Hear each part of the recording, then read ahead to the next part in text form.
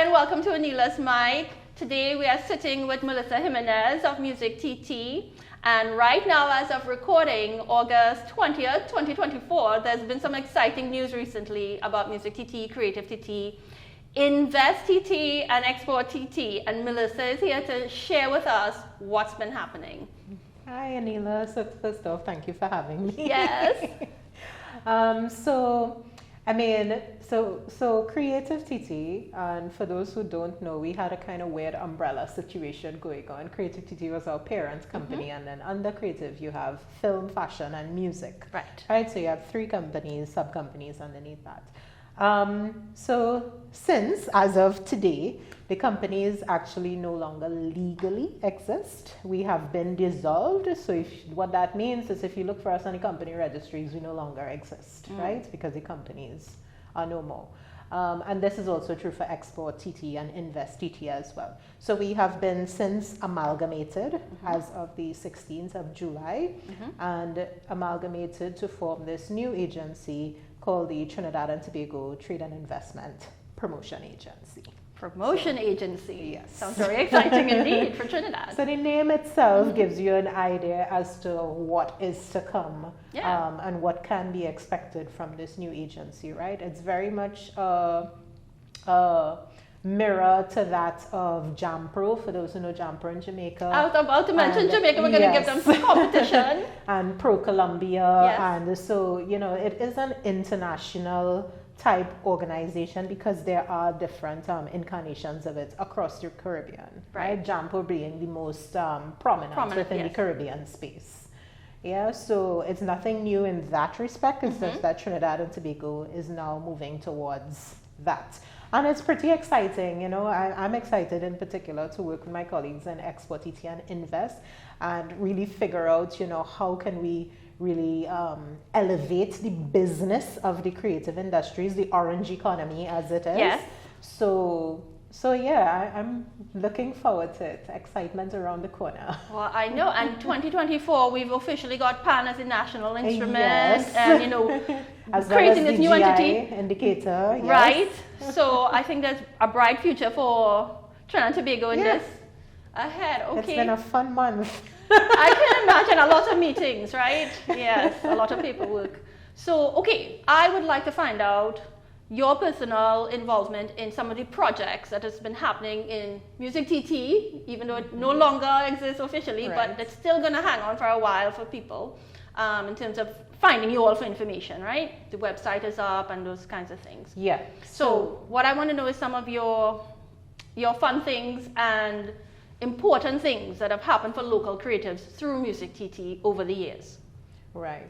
So we have placed a lot of emphasis on the growth of the live music arena. And this is across genres, right? Yes. This is across every possible spectrum of music that you could possibly think of that we practice locally, including electronic. Okay, yes. So, you know, we're really proud of the fact that a lot of these artists have been opened up to new opportunities that way. They've also been introduced and engaged by a lot of promoters. You know, promoters are usually very conservative in their picks and they default to who they know. The regulars, So we saw we saw an increase in promoters now reaching out to us and saying, okay, we want to have up and coming acts inside of our shows. Right. And this is from the biggest shows, the jazz festivals and whatnot, to the small stage shows. All of them are coming and saying, hey, we want to have this up and coming element to be able to give that platform to them so that they can grow, they can gain new followers. And as we know, followers sometimes, you know, whatever percentage translates to revenue generation for them, right? Whether it be through the merchandise, whether it be through the artists having their own show and getting new persons to attend. So we've been very proud of that fact that we've stimulated the economy that way. And this is the Live Music District. This is through the Live Music District, yes. So that was one project there.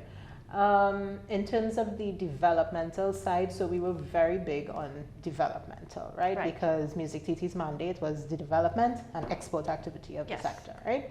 So developmental, there's no there is no shortage of things that we've done.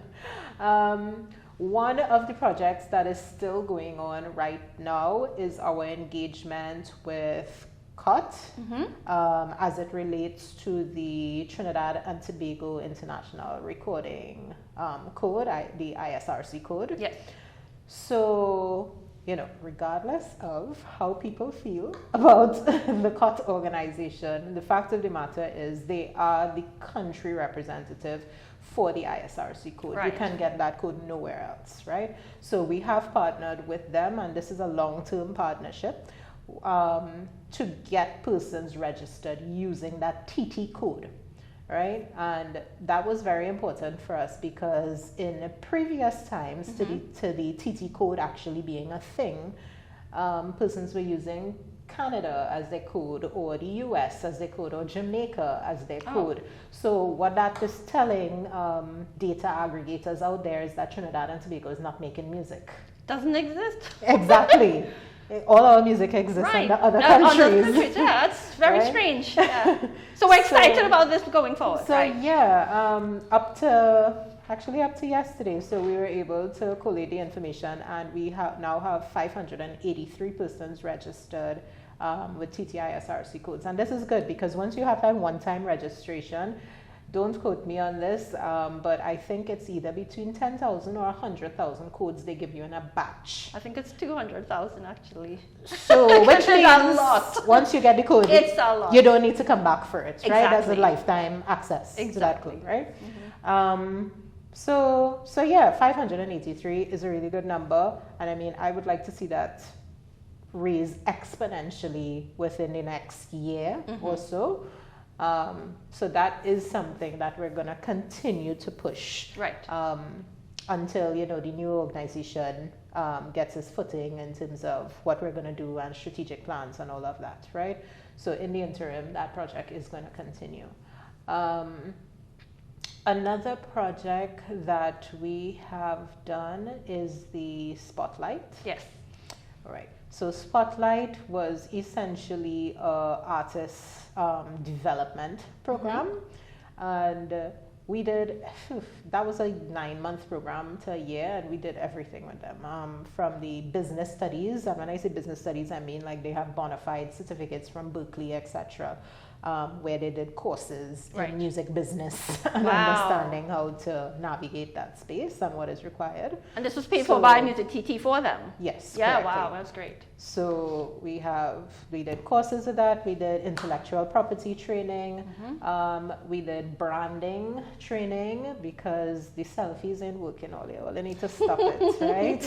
When we ask for professional headshots, a selfie is not it, right?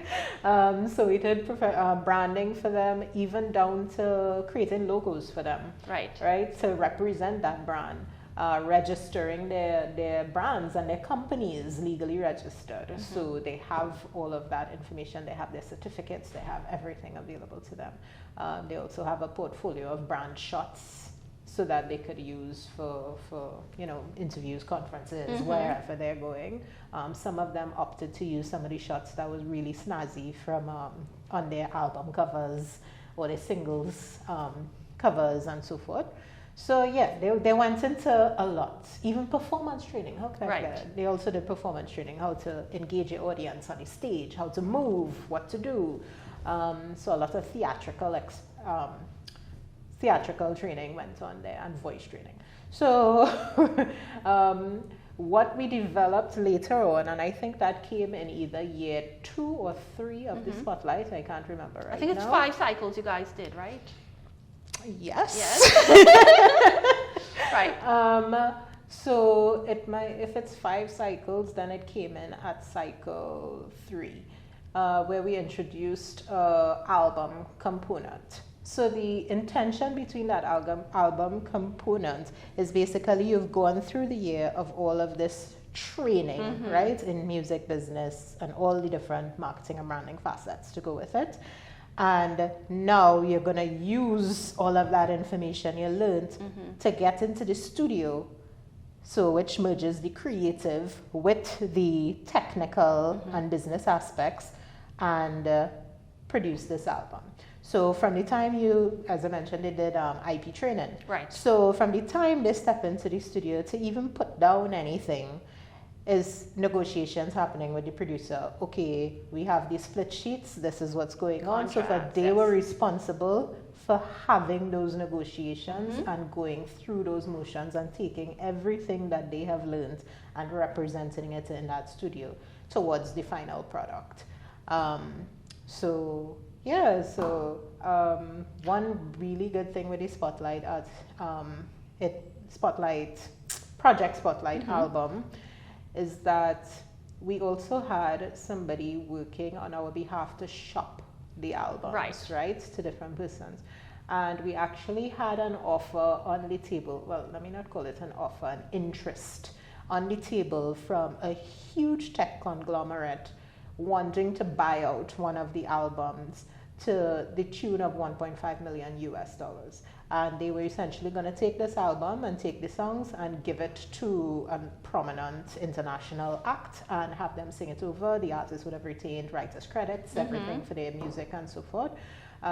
So even to have that on the table, even though it did not come to pass, was very, very important for us, especially to show the higher-ups and other persons who don't necessarily understand why did we need to do this, how does this work, is that you have deals like this that can come on the table, right? And it speaks to $1.5 million US for these artists who are virtually unknown to the rest of the world, and they're willing to invest money into them and their livelihoods. Now, can you imagine if Music TT had been around decades ago, pushing artists down here, having these sorts of networks and connections, that we would have had success stories already? I feel like the country would have been much better. Yeah. And I was going to ask also about what events outside of the local live music district stuff, what other events maybe some of these Spotlight creatives have performed at or gone to outside of Trinidad?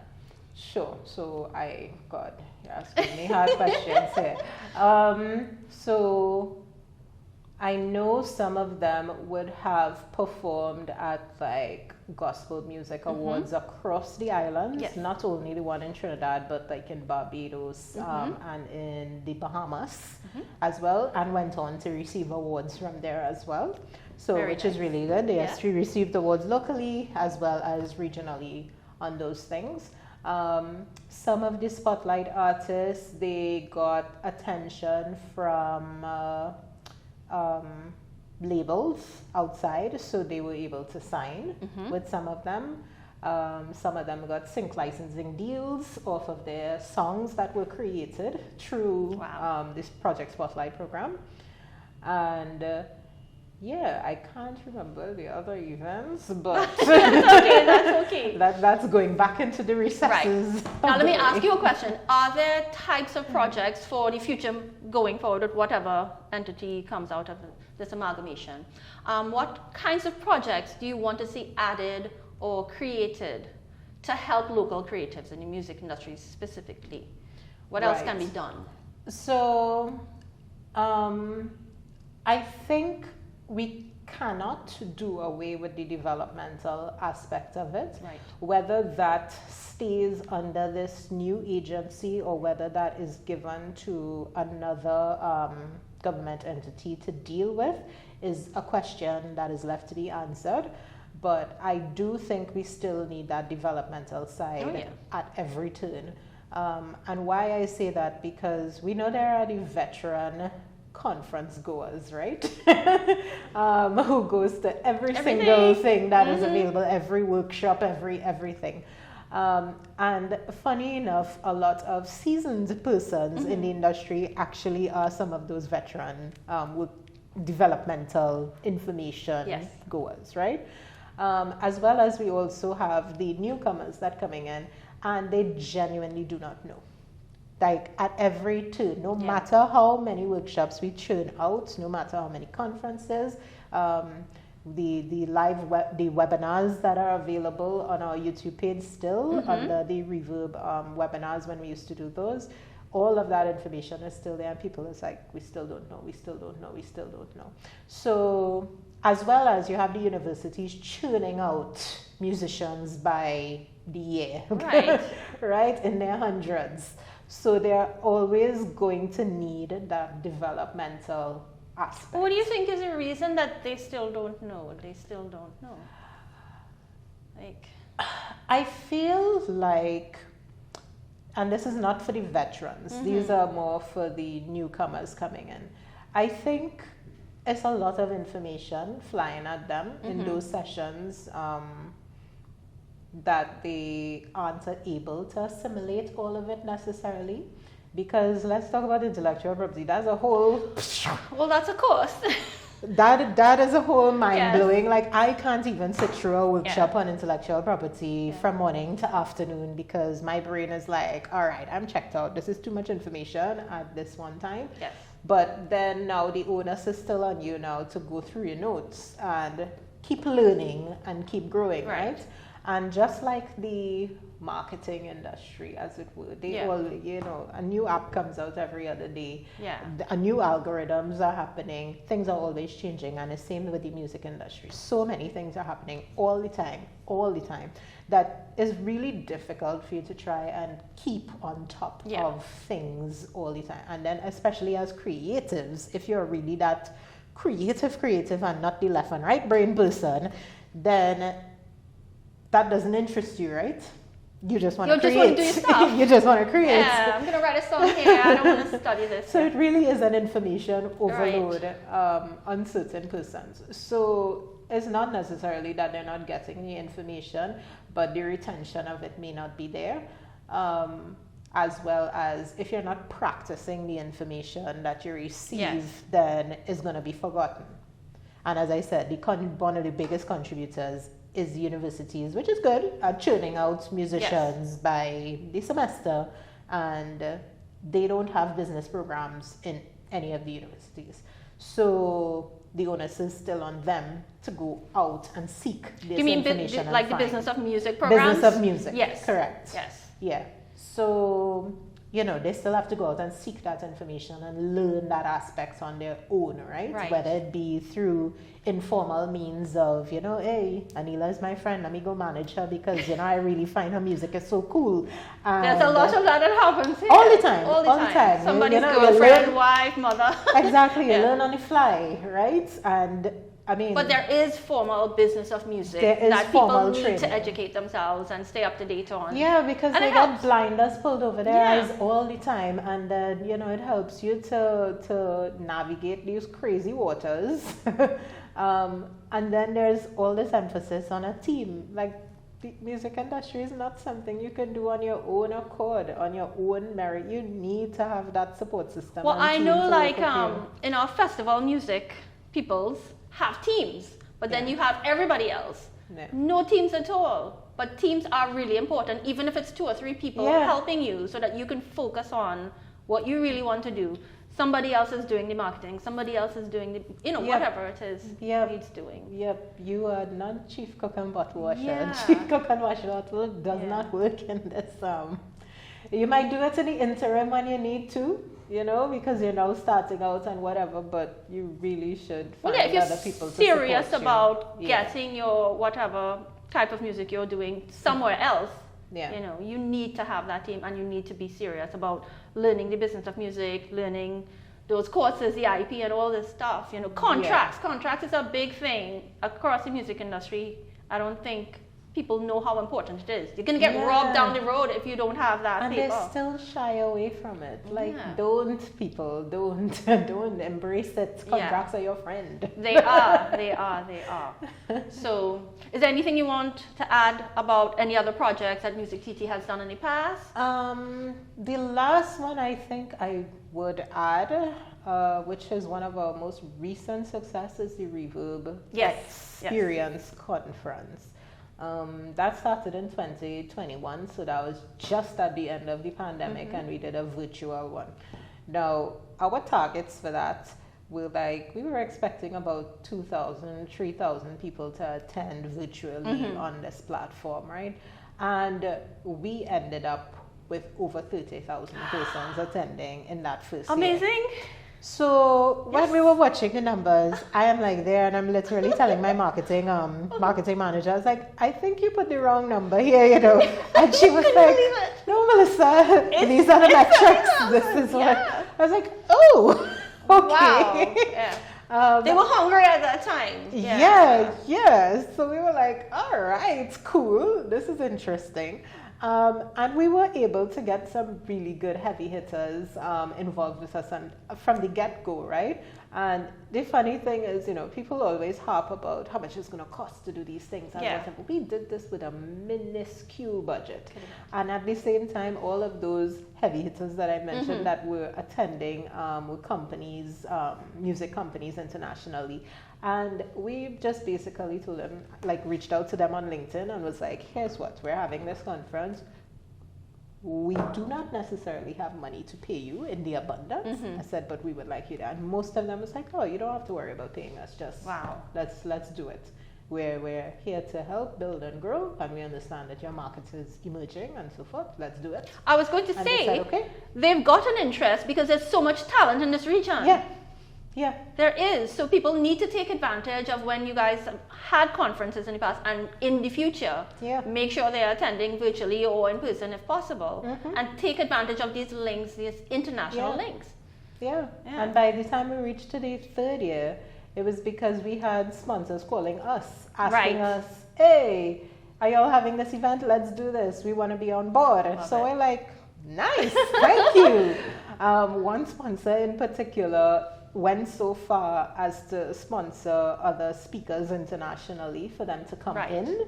And then we had some companies as well, some international music conglomerates they funded their executives to be in attendance as well. So people are seeing the viability of our music and our industry here, and they're like, yes, we want to be in that. We want to participate in that. Well, about time. So, unfortunately, because of the merger and where things fell this year, we were unable to have the conference this year, but we did have it 3 years in a row running.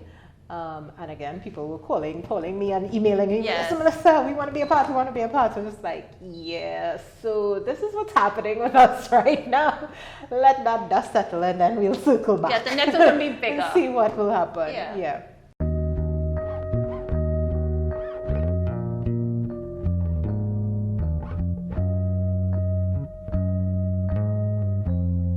Okay, so now we want to hear about your trip to South by Southwest, one of the biggest music conferences on the planet. Everybody hears about South by Southwest, and you were fortunate to be able to go and navigate that whole madhouse.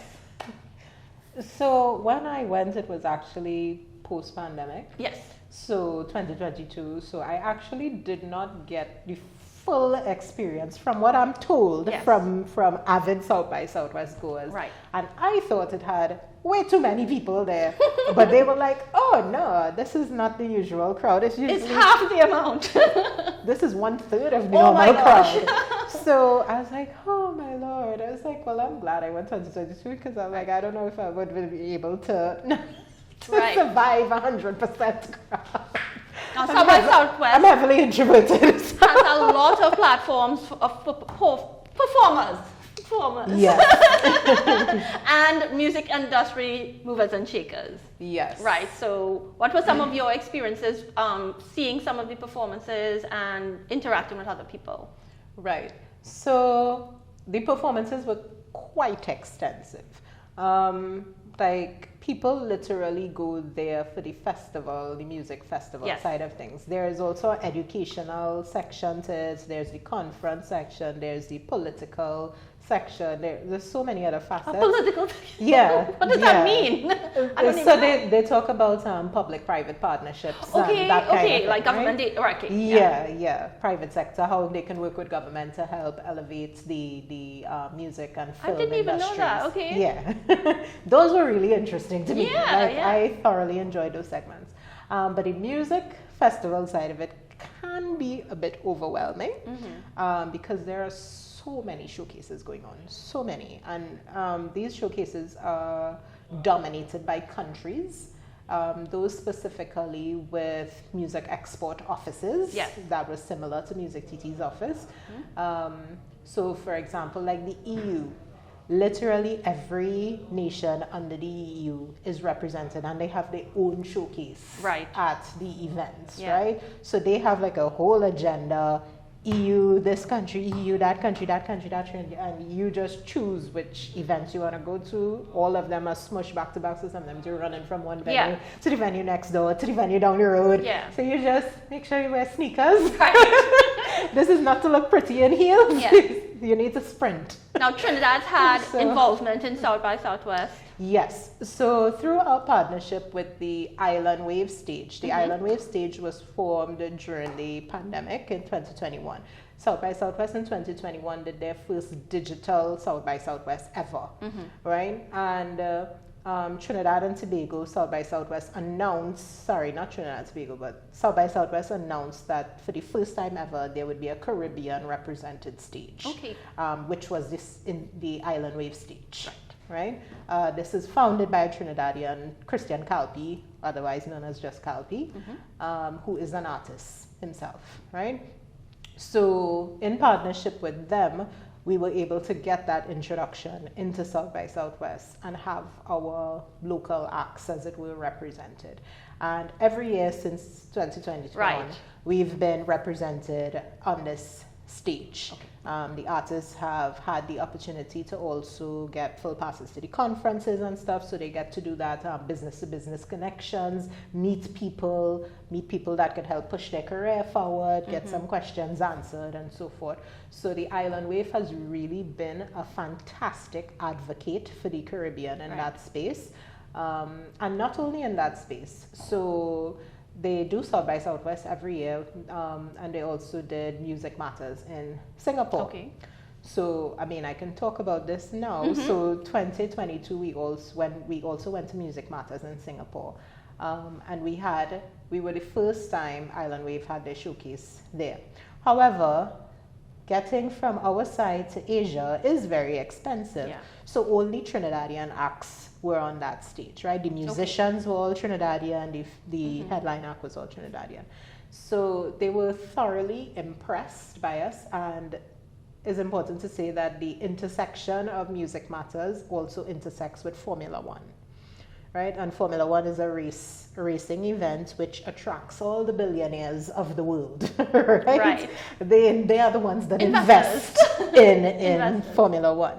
Right? So that was the first time ever Music Matters had this festival element added on, and we had the Trinidad and Tobago headline and act there. And persons from Formula One came and they saw and they fell in love, as well as some other car companies. I think it was Hyundai. Hyundai CEO was there as well and saw them, and they were like, oh my God, we're in love, we're in love, we're in love. So now we need to translate that love. But the love was translated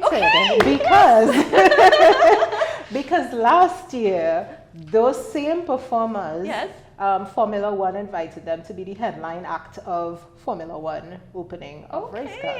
So they were able to go there. Can you say who? Because I don't know. Calpi and the band. I don't want to call the band members' names because I know I will forget one of them, and then I'll get cussed out, right? So yeah, they ended up being the headliners of Formula One. So that was fantastic news. And because so much development was happening on that side as well, there was also another artist, Jose Freedom, who moved to Prague. And that same time, this Jose Freedom Zone was in August, and the Calpi with Formula One was September. So he opened for Rema at Rema's concert in Prague, right? So we're like, all right, connections out there doing their things. And full disclosure, Jose Freedom is my brother. I had no part in helping him do this, but he has his own management team out there doing their thing. Importance of team, Exactly. And so there are things happening. I think Asia is definitely an untapped market that way, because they are in love with our music. Like, they're absolutely in love with our music. But again, funding to get to that side of the world is pretty expensive. Once you get there, it's cheap. Right. But getting on the ground, getting in there could cost you anywhere between 2,000, 3,000 US, and that's economy. Right.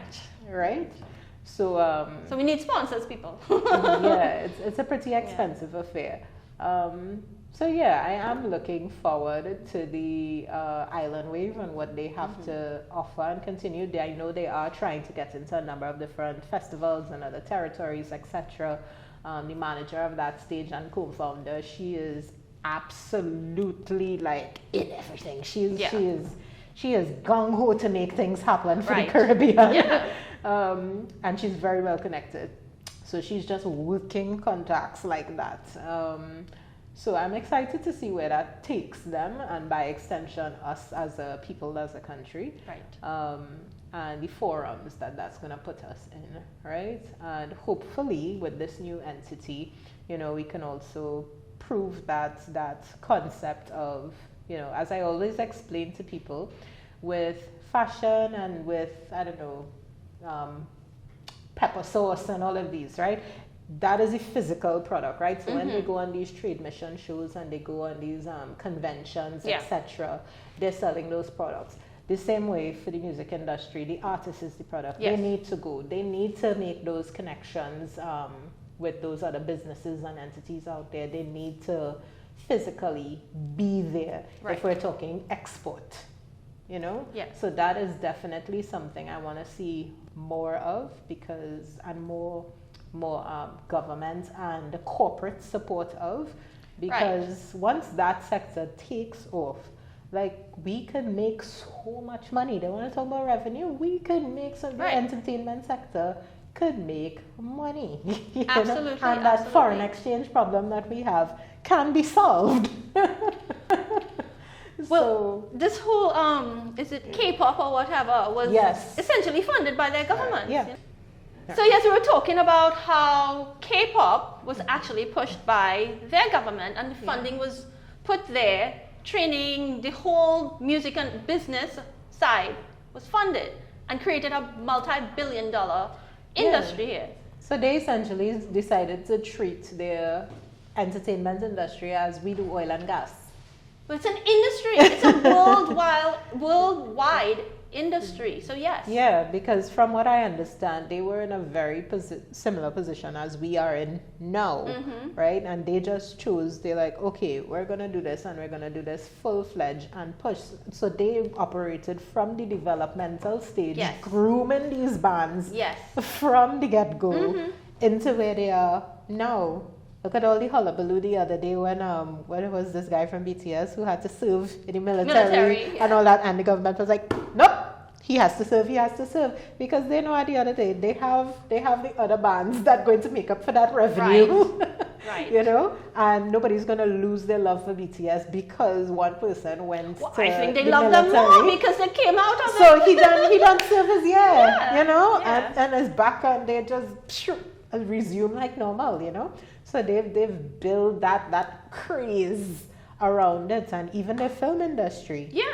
The Korean film industry. My sister is an absolute fanatic.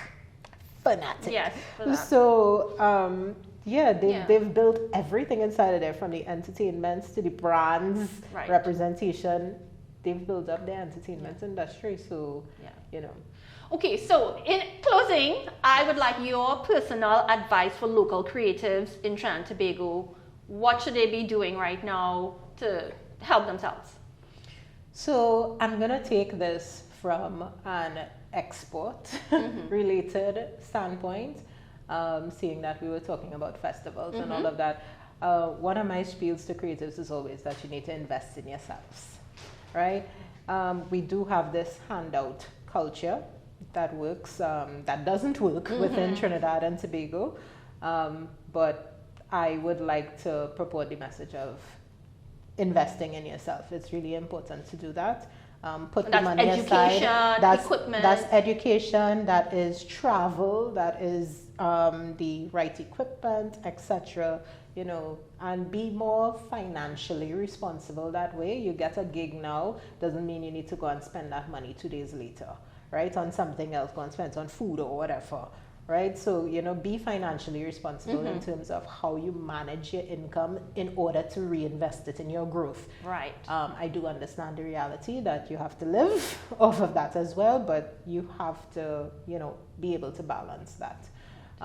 So education is really important to me, and when you do get to these events, understand, you know, that corny but true saying of your network is your net worth. Right, so as much as you're an introvert like me, or otherwise, you know, it really is important to work the crowds and speak to your audiences one-on-one, build those personal connections, build those business connections, because they will be fruitful for you later on. Well, and as you said, even if you're introverted or shy, you have to learn to come out. Yes. To make your story heard, you know, Yes. and get yourself out there. Yes. So thank you so much for your time today, Melissa. It was such a pleasure. I hope to speak to me. you again later on in the year, get more updates. Thank you very much. Okay.